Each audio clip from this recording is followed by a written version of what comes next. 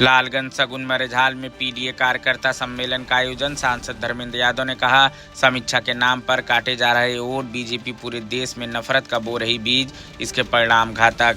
लालगंज के सगुन मरेझाल में पीडीए कार्यकर्ता सम्मेलन का आयोजन किया गया। कार्यक्रम के मुख्य अतिथि सांसद धर्मेंद्र यादव रहे।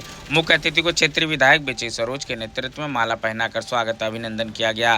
कार्यक्रम को संबोधन करते हुए सांसद धर्मेंद्र यादव ने कहा कि भारतीय जनता पार्टी चुनाव आयोग के माध्यम से बेईमानी पर उतारू है। समीक्षा के नाम पर वोट काटे गए हैं, अब इसका कोई आकलन नहीं है। भाजपा संवैधानिक संस्थाओं पर कब्जा जमाने में लगी हुई है। पीडीए का एक एक वोट बचाने की आज के वक्त में आवश्यकता है।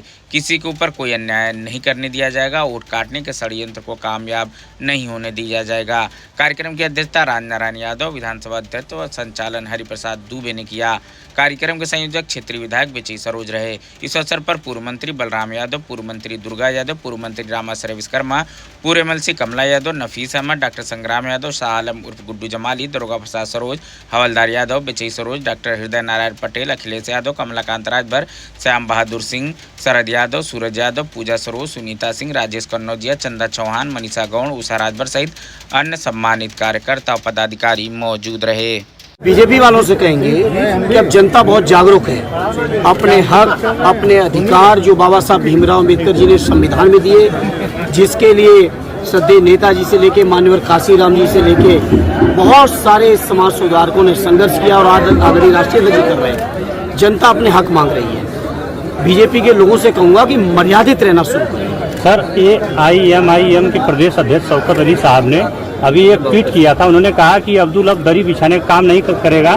बिहार चुनाव में हम 18% हमको जगह चाहिए, हमें हिस्सेदारी चाहिए। देखिए, मुझे ये बात बिहार के लोगों के बीच जाके वो करें, मुझे नहीं मालूम क्या कहा उन्होंने। आपके बिहार पे मैं बात अपना बयान नहीं दे सकता जी। लेकिन हम ये जानते हैं समाजवादी पार्टी और आदरणीय राष्ट्रीय अध्यक्ष जी और पूरा इंडिया अलायंस पीडीए परिवार के लोगों के हक और अधिकारों को लेकर दृढ़ संकल्पित है। हर तरह से राजनीतिक न्याय से सामाजिक अधिकार, आर्थिक अधिकार, नौकरियों में संवैधानिक अधिकार जो भी देने होंगे पीडीए परिवार के लोगों को वो दे रहे हैं। और मैं समझता हूँ माइनॉरिटी के लोग हमारे पीडीए परिवार के हिस्सा। भारत सरकार उत्तर प्रदेश सरकार से जो गौड़ समाज के लिए जो उत्तर प्रदेश में अधिसूचना जारी है, लेकिन अधिकारियों द्वारा प्रमाण पत्र नहीं बनाया। इसका जवाब अधिकारियों से दीजिए, भाजपा से मांगिए।